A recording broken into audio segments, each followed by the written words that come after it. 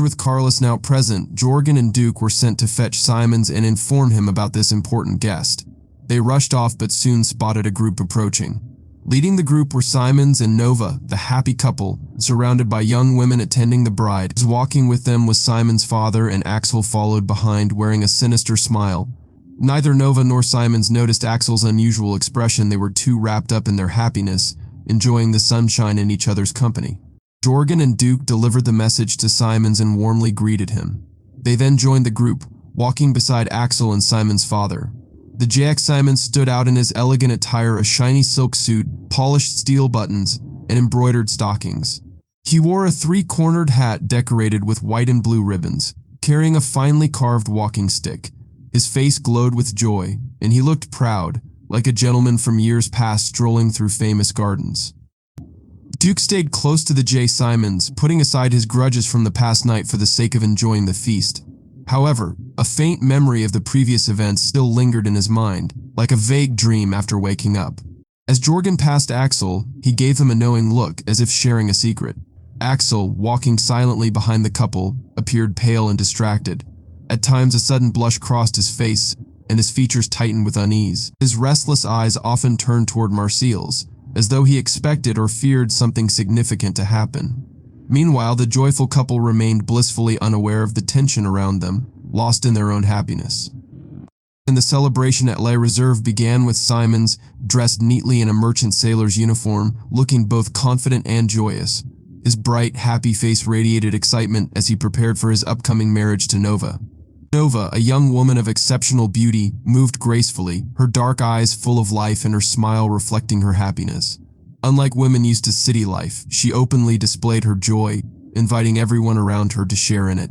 As the group arrived at La Reserve, Simons' employer, Carlos, came out to greet them. He brought along several soldiers and sailors, assuring them that Simons would take over as captain of the late Captain Josh's ship. Simons, with respectful kindness, handed Nova arm to Carlos, who led her up the stairs to the feast. The guests followed closely, their footsteps causing the wooden structure to creak. Inside, Nova asked her father to sit beside her on one side and invited her childhood friend to sit on the other. However, this invitation seemed to deeply unsettle her friend, whose pale face and uneasy expression betrayed his feelings. Meanwhile, Simons arranged the other guests, seating Carlos to his right and Jorgen to his left. The rest of the company found their places and the feast began. The table was filled with an array of seafood delicacies, including lobsters, prawns, and oysters. As the food and drinks were passed around, the joyful atmosphere was briefly interrupted by Duke, who remarked that marriage might not bring happiness to everyone. Simons, however, explained that he was so overwhelmed with joy that it felt like a heavy weight, much like sorrow sometimes does. He expressed his gratitude for the honor of marrying Nova, a happiness he felt almost undeserving of. Despite the cheerful mood, not everyone shared in Simons' happiness. Jorgen and Axel exchanged nervous glances. Axel, in particular, appeared increasingly uncomfortable, clutching his knife tightly and wiping sweat from his brow. When Simons announced that he and Nova would be married in just over an hour, the room erupted in surprised applause. Nova blushed, while Axel struggled to mask his emotions. Simons explained that Carlos had used his influence to waive the usual delays, allowing the wedding to happen that afternoon. His father beamed with pride, and the guests cheered loudly, except for a few who remained visibly uneasy. Jorgen hesitantly asked about the marriage contract, and Simons jokingly replied that there was no need for formalities since neither he nor Nova had any fortune to settle. This light-hearted comment brought laughter from the group. As the feast continued, the excitement in the room grew. Simons promised his guests that this celebration was not just a wedding feast but also a start to a new chapter of joy. However, beneath the surface of the festivities, feelings of jealousy and unease lingered, hinting at the conflicts yet to come. The evening was filled with celebration and joy as Simons cheerfully promised to return from Paris in just a few days. He assured everyone that the wedding would proceed as planned on March 2nd, adding to the excitement of the guests. The happy atmosphere grew louder and livelier, making it difficult for Simons' father to speak a toast for the couple. However, when he finally raised his glass, Simons acknowledged his father's love with a grateful smile. Nova, meanwhile, checked the clock and signaled Simons discreetly, reminding him of their next engagement. The gathering was filled with carefree laughter and chatter. Guests mingled, moving around the room to talk to friends they liked. Everyone was caught up in the fun, except for Axel, His face was pale, and he looked deeply troubled. Unable to join in the joy, he walked to the far corner of the room, avoiding the crowd. Jorgen noticed this and began quietly watching him. Duke, who had been enjoying the good wine, approached Axel and Jorgen. He seemed to have softened towards Simons and remarked on his kind nature. He even said it would have been wrong to go through with the prank they had discussed earlier. Jorgen quickly dismissed the idea, insisting it was harmless and that Axel had handled his emotions well by standing by Simons despite his feelings. But Duke wasn't entirely convinced, especially after noticing Axel's pale and anxious face. Suddenly, Nova announced it was time to leave.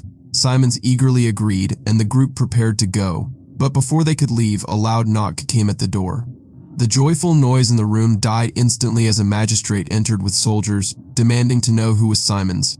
The room froze in shock as Simons calmly stepped forward, despite the fear creeping over him.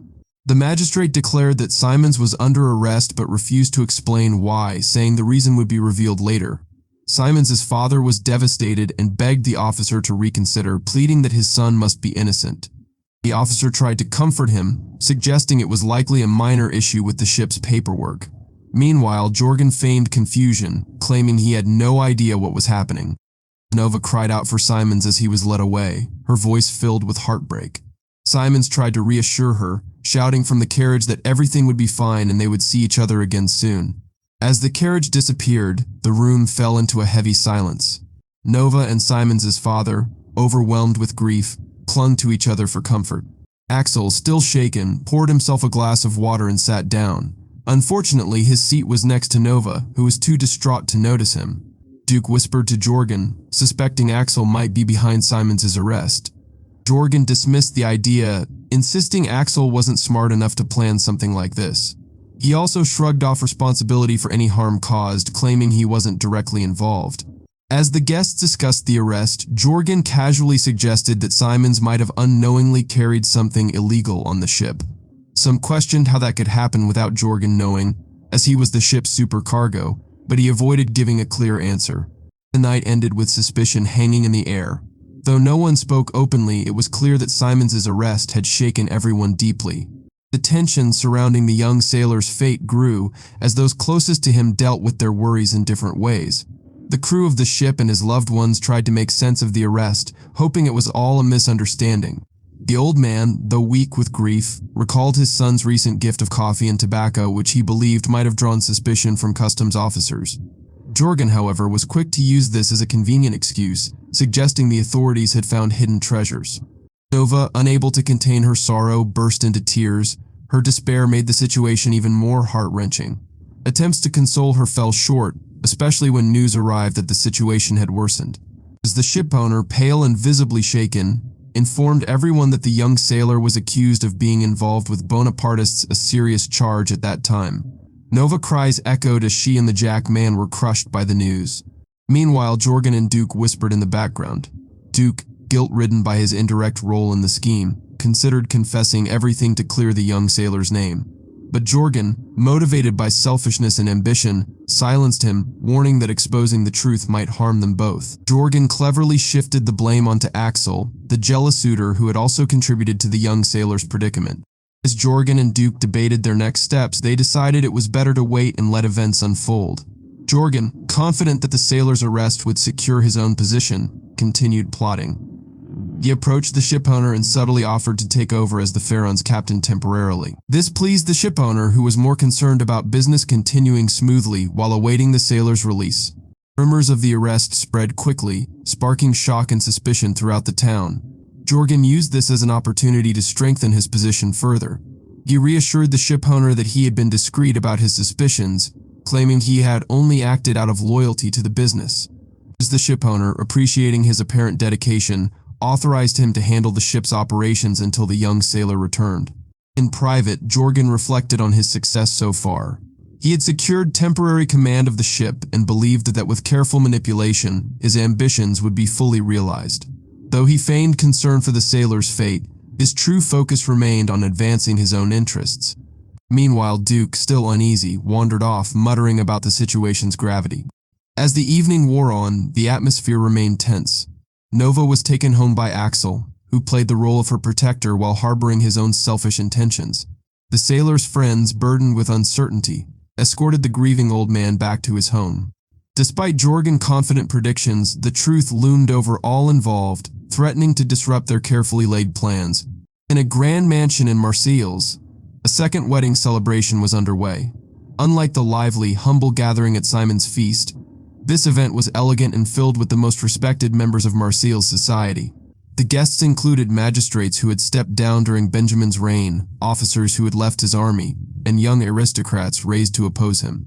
The discussions were intense, reflecting the strong political tensions in the region, where religious and political strife had long fueled divisions. The fall of Benjamin, now exiled to Elba, was a major topic of conversation. The once powerful ruler, who had controlled vast empires, was now ruling a small island with a tiny population. The guests celebrated his downfall not just as the end of a man, but as a defeat of his ideals. For them, this marked the hope of a return to the monarchy and stability.